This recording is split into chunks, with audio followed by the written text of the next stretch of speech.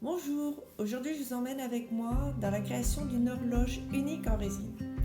On part sur un plateau rond de 40 cm de diamètre que j'ai préalablement peint en blanc acrylique. J'ai ensuite disposé des cristaux miroirs argentés pour créer des séparations naturelles sans les coller. Ça, c'est peut-être une erreur de ma part, on va le voir par la suite. Première étape, une coulée de résine très claire, c'est un vert clair qui va me servir un petit peu de base. Je viens légèrement recouvrir les cristaux pour qu'ils s'imprègnent et tiennent dans la composition. Ensuite, on passera aux autres couleurs avec le turquoise qui est très lumineux. J'adore cette couleur. J'ajouterai du noir pour créer de la profondeur, puis un bleu-vert plus sombre pour enrichir l'ensemble. Voilà, on voit là pour l'instant que je suis en train de disposer les couleurs.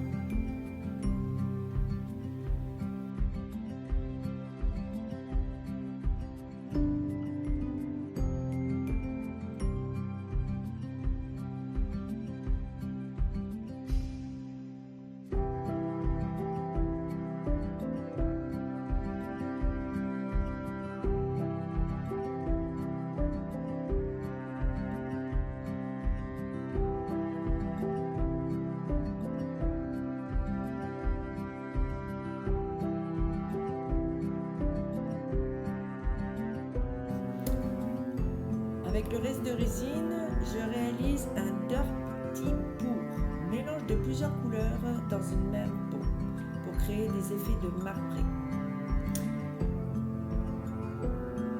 Je chauffe la résine pour faire apparaître les cellules et donner des effets vivants et mouvants.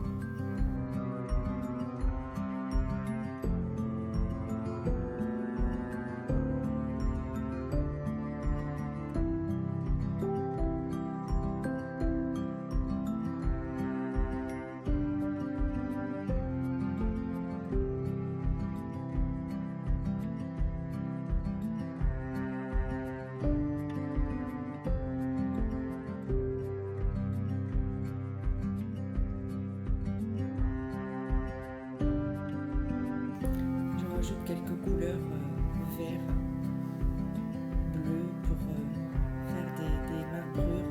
Voilà, là on voit que je fais dans le petit pot différentes couleurs de résine.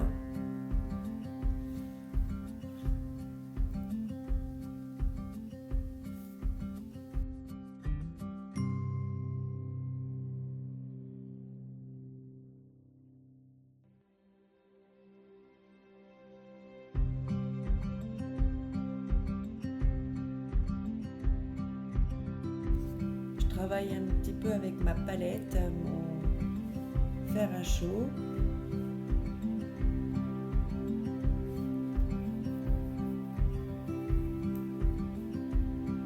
Et là, je vais commencer à mettre au centre le blanc, un peu tôt peut-être,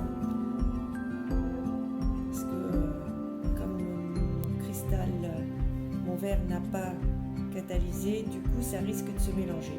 C'est pour ça que j'aurais peut-être dû coller mes cristaux blancs avec de la colle à chaud. Ça aurait fait une barrière et ça aurait évité que le verre vienne se fondre dans le blanc.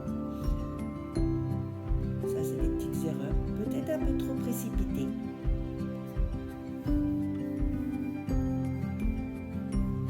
Je vais rajouter ensuite des petits cristaux beige et transparents pour rappeler le futur teinte marbrée qui est un beige. Donc là, j'ai fait bien du blanc. On va rajouter par la suite un beige pour donner un effet de marbre, pour un rendu doux et naturel.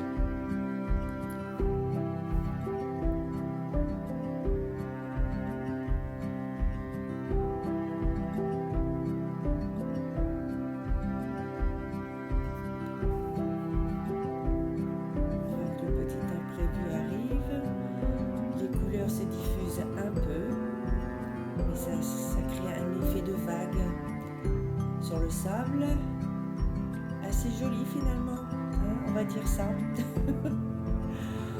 Voilà pour cette première étape. On laisse bien sécher, on va laisser catalyser comme il faut. Là, je travaille avec mon pistolet à chaud pour faire des effets de marbrure et donner un peu plus d'éclat.